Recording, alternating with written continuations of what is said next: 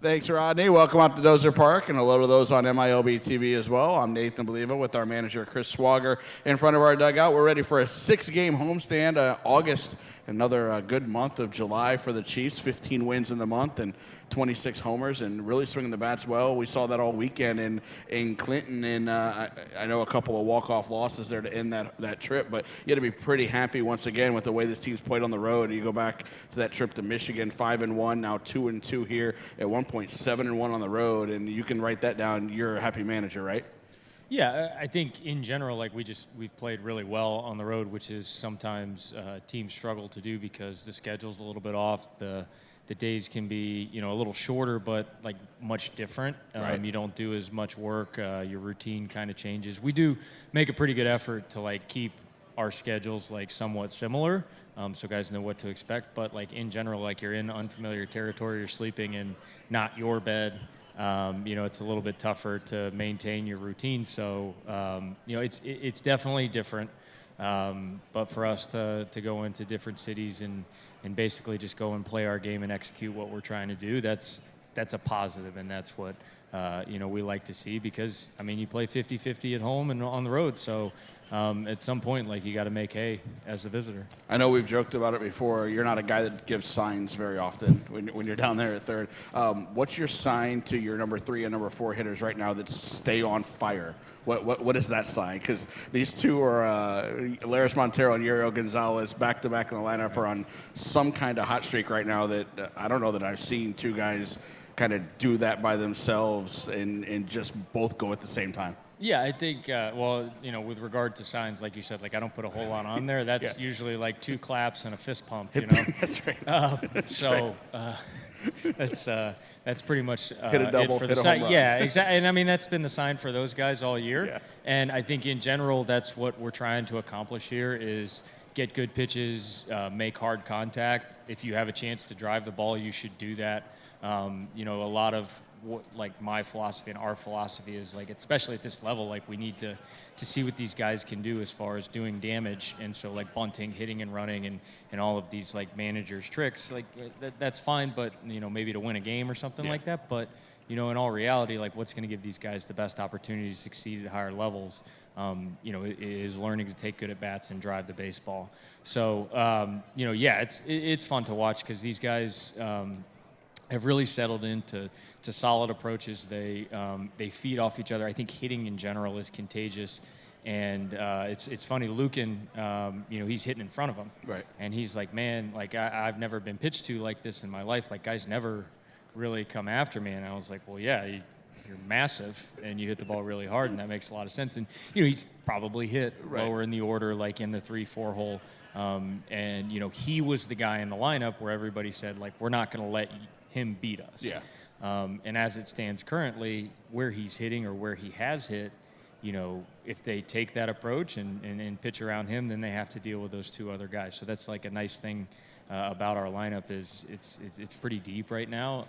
In 1 through 9, they do some things that can beat you when they're good. And currently, as all those stats you spat out say, they're pretty good right now. So say that, and we won't get a hit for 3 weeks, but right. It's all good. A little wood here, but a couple of franchise records were tied by individuals on that road trip. The first one, Alex Fagaldi, who got promoted this morning to Palm Beach and had one heck of a month of July. We might see him getting an award here in the next couple of days, be it from the team or the organization or from the league. But a fantastic month, a fantastic year he had. But he struck out 7 in a row the other night in Clinton. He retired 16 in a row. When you see a pitcher that's just on a stretch like that in the dugout, is it just like it was with the Balistreri no-hitter last month, where it's just like, all right, well, I'm not going to talk to him for a couple innings, just let him do his thing? No, I think part of, like, getting him to do his thing is, like, actually figuring out, like, what he's doing that's allowing him to miss those bats and to retire that many guys in a row. And I think what he did such a great job of and why he was able to do it was going out and executing his game plan. He's looking, and as all of our pitchers are, they're looking for early weak contact, and when they get ahead, which is what he was able to do, throwing his best stuff to put those guys away and get them out quickly. And, Alex has clearly demonstrated that he has a couple pitches he can miss bats with. And so I think, like, to be able to do that 7 times in a row, like that's pretty special. But in general, like we've watched him miss bats a lot this year. I mean, you said like what he's done over the course of the month, and in general what he's done since he's been here. He knows who he is. He knows what his best stuff is. And, he throws that best stuff often. Yeah, led the league in ERA. He was 5 innings shy of being qualified through the month of July. Obviously, still have some games to go to get qualified on that. But led the league in ERA, WHIP, and average against. You're doing a couple of things right to do that. And then on the other side with Montero, who leads the league in batting average, but now in doubles as well because he had 7 of them in 4 days in Clinton, and he had 4 in one game. So that tied a franchise record from 15 years ago with the 4 doubles, and he was in the hole to come up for a chance at a 5th double in a league record, but it tied a league record too. So that's something that this league's been around for 60 years, and a guy tied a league record, and pretty special to watch that too. Yeah, it's. You're happy for him. Like again, it's a byproduct of like what he was doing. Like he was taking in those at bats. Like you watched him take some really, really good pitches or pitches that are around the zone. And then when they came into the zone, he really did some damage. But it's funny, we were out during the 3rd group of BP. I was walking around talking to guys, and he kind of came up to me and in Spanish said, sorry, I don't have any power anymore. He's like, I'm hitting doubles. Like I can't hit home. And he's because him and Yari are standing next to each other. It's like this guy's hitting all the homers and. All I got's doubles, so, sorry about that. And I was like, no, you're okay. We'll be fine. We'll be fine.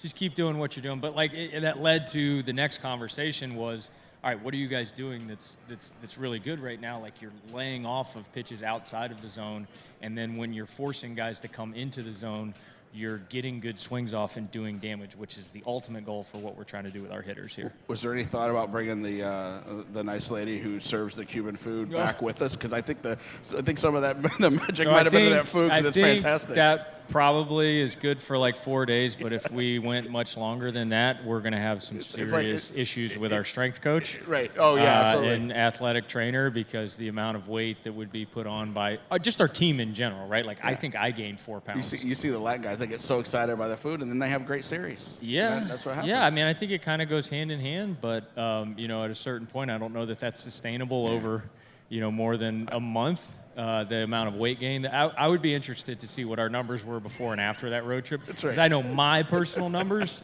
are like skyrocketing currently. So you got to live the Nathan life where you just don't even get on a scale. You just eat what you want and go. That's how it works.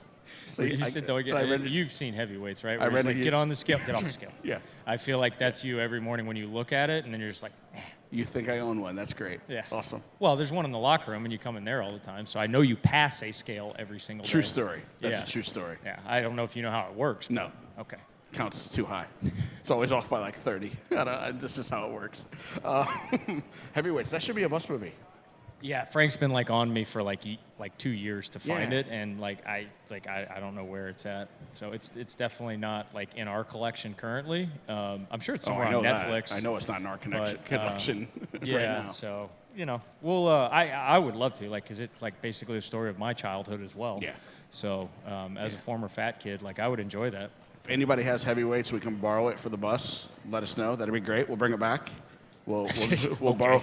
Maybe we'll borrow it for 2 hours. We'll bring it back. It won't join Dick's collection. It doesn't fit in with the rest of the movies he had. So, but that 9 day. Yeah, there was actually like a somewhat budget in a major studio that produced heavyweights. That's right. All of Dick's movies, Yeah.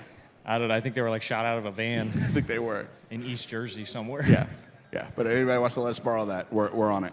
Okay. We're good. That slow pitch softball one too. We watched that last year. The Beer League? Yeah, that one. Yeah, that's a good one too. It's like one of my favorite movies. That was actually my movie, so you're welcome. Well, bring it back. Let's go. Artie got a new team. Yeah, that's true. That's right. That's true. You think Artie DeVanzo could play for us? Yeah, I think he could. I think so. All right, Chris. As long as he hits homers. Welcome home. Good luck tonight. Thank you. Appreciate it. Chris Swagger, our manager. We're ready for a 6-game homestand. We'll be back with fireworks tomorrow, Friday, and Saturday. Thanks for joining us here at Dozer Park on this Wednesday night.